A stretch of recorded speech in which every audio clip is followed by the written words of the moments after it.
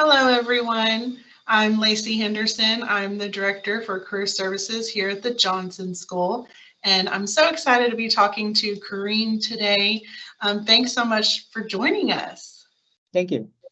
Yeah, Karim is an engineering manager at Google, and he's going to share some great knowledge with us. Before we get started, I do want to let everyone know that our statements are not endorsed by Google at all. This is just personal experience and personal advice that we're sharing. So let's get started. Let's get to know our guest. Who are you and what's your background? Hey, so my name is Karim, and as Lacey mentioned, I'm an engineering manager here at Google. I've been in my current role for about 3 years, where I manage a few different teams that are working on storage monetization and storage management inside Google Photos and G1. I've also worked at Google in the past from 2015 to 2020 when I was the backend eng lead for the Google Photos print store. And then between my two stints at Google, I was over at Facebook, now known as Meta, for a little while. I worked on their cloud deployment teams. Nice. And then prior to my first stint at Google, I was at Amazon working on Alexa and a couple of different fintech companies.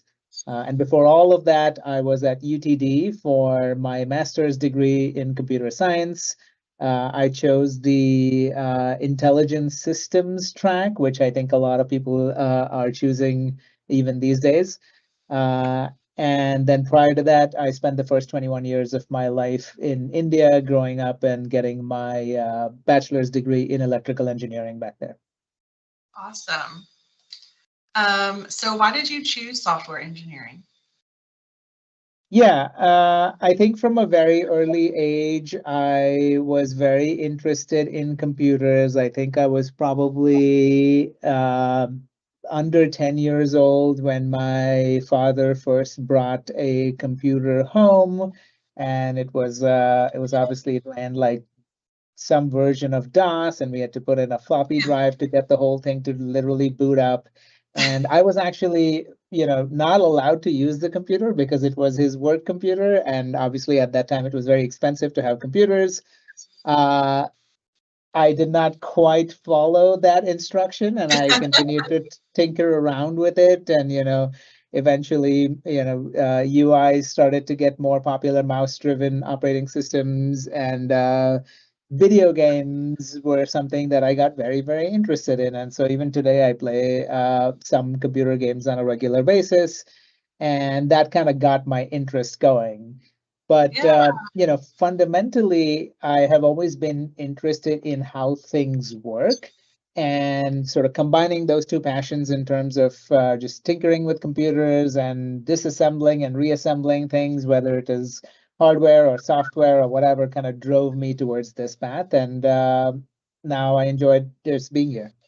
Yeah, that's awesome. Thanks for sharing. Yeah, my dad also brought home a computer. He used to work at Alcatel, and you could load that for 30 minutes, go cook something and come back, and it would take forever. It's hilarious.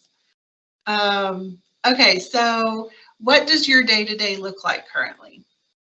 Yeah, so I would say my day-to-day can be very different depending on like which day of the week it is, and also when in the planning cycle it is. So maybe I'll just give like a broader kind of like what does my life look like. Yeah. So, because I'm responsible for a few different teams, what I like to do is I focus like every alternate week on sort of an execution review and a planning review. And so we tend to work off of what we call a stack rank, which is just an ordered, list of things that our teams need to go achieve from a product perspective. And we work off the top of the stack. So, whatever is the most important thing that we have prioritized on there, we go do that thing until that thing is done, and the next thing, and the next thing. And as we go through these planning reviews, we keep adding more and more stuff, and we correctly prioritize it so that we can get it done in the right order. And then the other 2 weeks are more around execution. Where are all of the projects? Typically, our projects run anywhere between like 3 and 6 weeks in length. So where are we with the projects? Are there any blockers? Are there dependencies on other teams that we need to go resolve? Um, Part of my team is in India as well, so there's a lot of like cross time zone communications that need to happen, making sure everything is kind of running smoothly.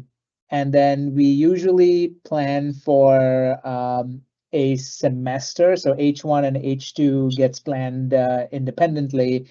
And so depending on where we are in H1 or H2, there could also be like an increased focus on making sure all of our deliverables land, or sort of a larger scale organizational plan for what the next semester or the next year is going to look like. Oh, wow. A lot of planning. A lot of planning, a lot of reviewing. Yeah. Yeah, reviewing, busy work, and communicating with each other in different teams, I'm assuming.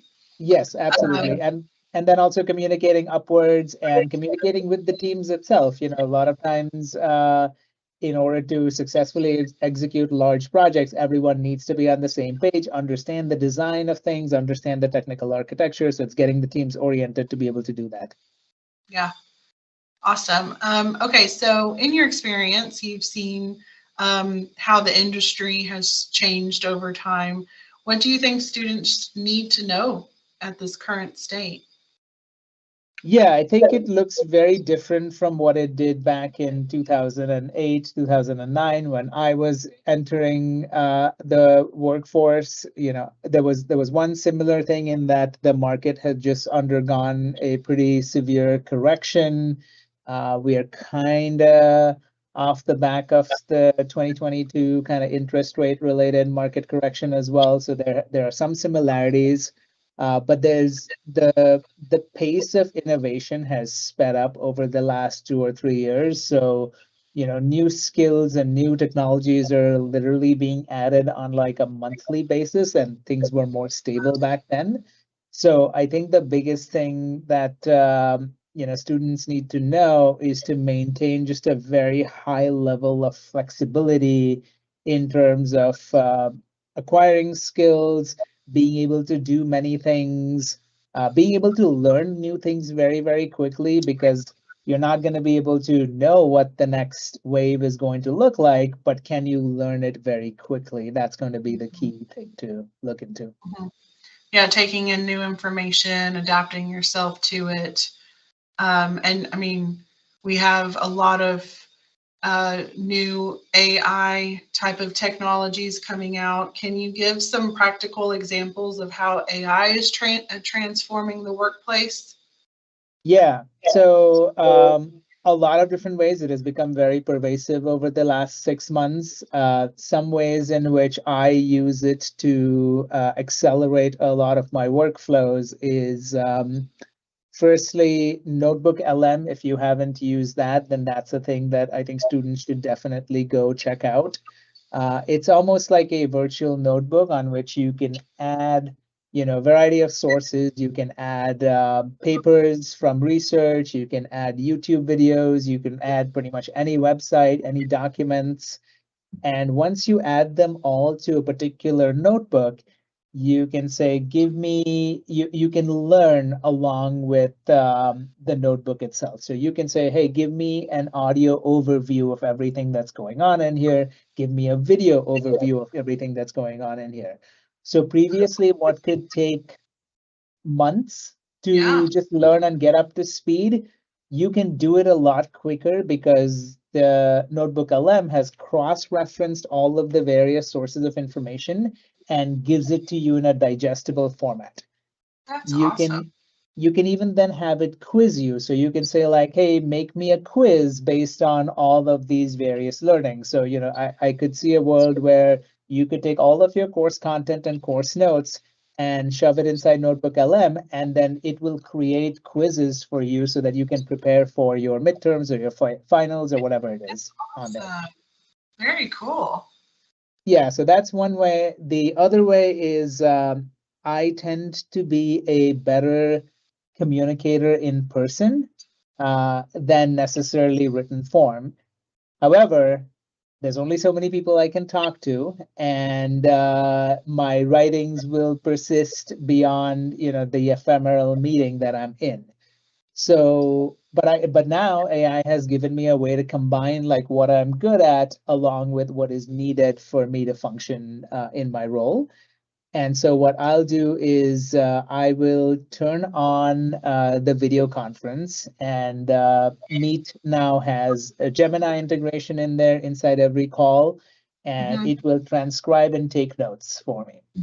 So I will just turn on a video conference with nobody, but I'll turn on the Gemini transcription, Yeah. and I will talk about a particular problem or architecture or whatever it is that my teams are currently working on. I will lay out, various options, pros and cons, others related surrounding work, and Gemini will generate a very detailed transcript of everything that I have talked about. That's awesome. I will then feed that back into Gemini and say, hey, can you review this conversation and sort of ask me challenging questions about like assumptions that I may have made that are not well thought out, or like any conflicting material that you can find on the internet in terms of the decisions that I'm proposing over here. Ah. And it will do a pretty good job at like asking me questions that then I will give further answers to. And now there's this giant mass of convoluted material that has all of my thoughts, all of the answers to all of these questions, and I can feed it into something like Notebook LM along with reference material. So all of the other work in the space. And then I can ask Notebook LM to create like the structure of a roadmap or a business proposal or a technical architecture. And it will take my thoughts, surrounding material, all of the questions that I've answered, and create a structure. So what would previously take me, maybe 2 or 3 weeks worth of research and then week or two of writing time just to kind of get everything into the right shape or form can now be done over a matter of hours. Wow. Such a difference. So it is a significant accelerant in like my day-to-day job. Yeah. And even as engineers on my team, we have started using a lot of developmental AI stuff to do our software development work. So for example, we have Gemini models that understand the entire state of Google's source code and are able to find similar patterns on what people have worked on in the past. So if my team is working on a Java backend service, for instance, the model knows how Java backend services are architected and how to write unit tests against them. So if we are going and implementing some business logic that is specific to our use case, we can just point our agent to that and say, hey, can you go write unit tests for this particular new piece of code? And it does a pretty good job at like maybe generating 95% of the tests in there, and then just a few minor edits need to be made. So it can accelerate software development. It can also accelerate software review because we have some pretty strict standards in terms of how readable the code needs to be at Google. But all of those rules can actually be understood by our LLM-based agents. So any code that gets reviewed, the first pass can actually be done by that AI reviewer to give us, a good assessment of how readable that code is, and if there are tweaks that could be made to make the code even more readable. Wow, so smart. It has come such a long way. Yeah. So my take is that, what previously used to take maybe a senior engineer and a couple of junior engineers Right. Is now. Okay, very good. I just got a notification that the connection was a little bad. So give me just 1 second. I just want to make sure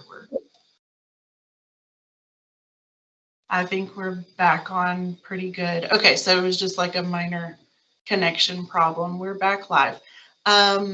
Okay, great advice. I think that's really, really helpful for students. How involved are you in the hiring process currently? So pretty involved. Whenever we end up in a place where we have more work than the existing team can support, then we make a pitch to get more headcount. If we are granted that headcount, then I'm pretty involved in the process of, crafting the requisition, reviewing the initial set of resumes, interviewing people. I also participate in the general pool of interviewers at Google. So, if any team is hiring for certain roles, there's a possibility that they just look from the general pool of interviewers to just make sure that they have enough coverage. And then if it is for a role for my team, then I review what the other interviewers have put in as feedback and kind of make a final recommendation to the hiring committee on whether we should hire that particular person or not. And then the committee decision is out of my hands, but if they do decide that that person is a good fit and it is for a role on my team, then I give the go-ahead in terms of making an offer to that person and then onboarding them onto the team. Awesome. Okay. So I am curious, how do students prepare for interviews with Google? Yeah. So this is a complex question, and I think there are two pieces to it, right? There is the how do you get an interview in the first place? This is true. And then how do you do well at that interview? Surprisingly, the two kind of three resume tips that are often forgotten are, firstly, when we hire out of the university, we're really looking for people with just general software engineering skills. And so data structures and algorithms are pretty high on our list of basic requirements. So if you haven't taken those courses as a CS major, please take those courses and list those words out in your resume under relevant coursework. I'll often see relevant coursework with like AI, machine learning, database systems. That's like, okay, but did you do data structures and algorithms? And they're like, yeah, but I didn't think those were important enough to put on there. And I'm like, that's literally the most important thing you could do to put it on there. Yeah. The second thing is, when you are crafting your experience section on your resume, folks will often write like very long paragraphs in terms of what they did, but it is very unclear to me why they did those things. So it'll be like, I built blah, blah, blah technology with these languages and connected it to this database and all of that. It's like, okay, but why did you do any of that is unclear to me. Right. And so a sentence structure that I recommend, actually not just me, this is like Google recommends this officially too, is accomplished X as measured by Y by doing Z. Okay. So obviously the verbs will change based on like what your specific experience bullet point is, but you kind of want to tell us like what is the end result that you got first and how did you measure it? So you could have something like, improved our reporting server's efficiency by 95% by rewriting the pipelines in Go. Right. And most people will write a lot of jargon about Go, but it's like, okay, what did you actually accomplish over here is missing in there. What was the point of the task? Yes. Why is it important? What did you accomplish? Put that in there, exactly.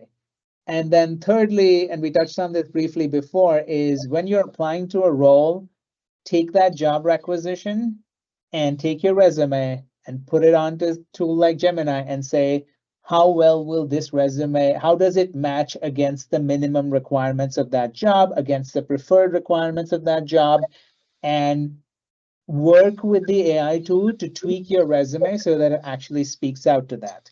Because if you don't match the minimum requirements, then a lot of times your resume just gets filtered out in an automated way. So if, for example, the minimum requirement says something like, needs Java backend experience, and that's not easily understandable from your resume, then you're going to lose that even if you are actually good at that thing. You've just not represented it on your resume.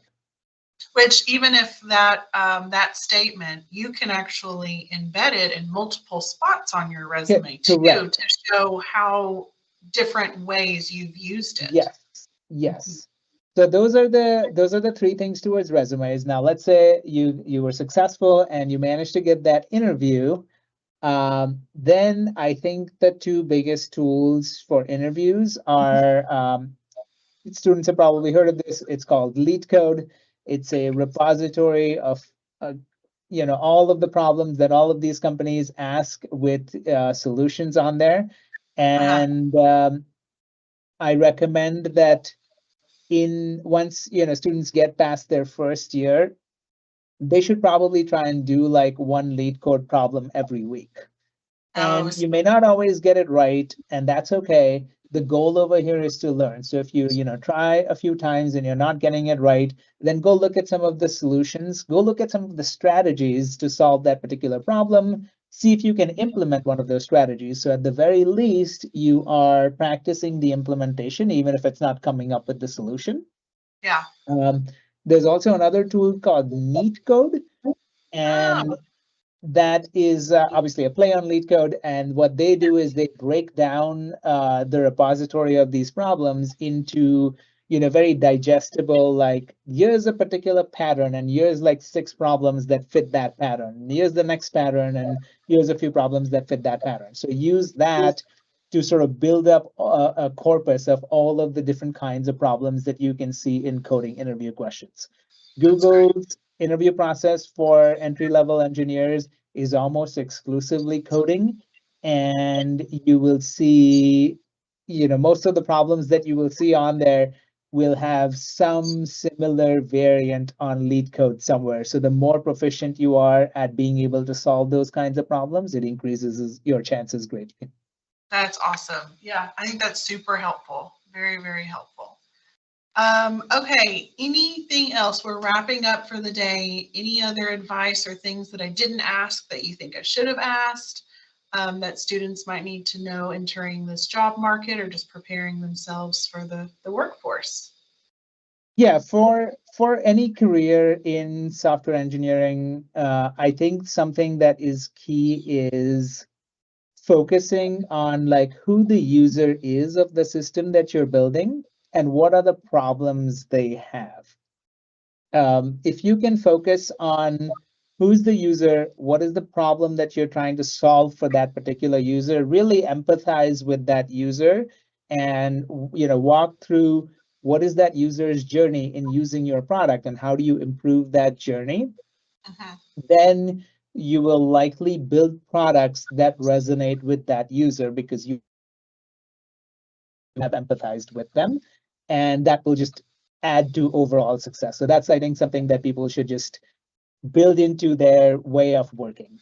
Yeah, that is really helpful. That'll help them be successful on the job, no matter really what industry they're in, possibly, but especially in software engineering. So yeah.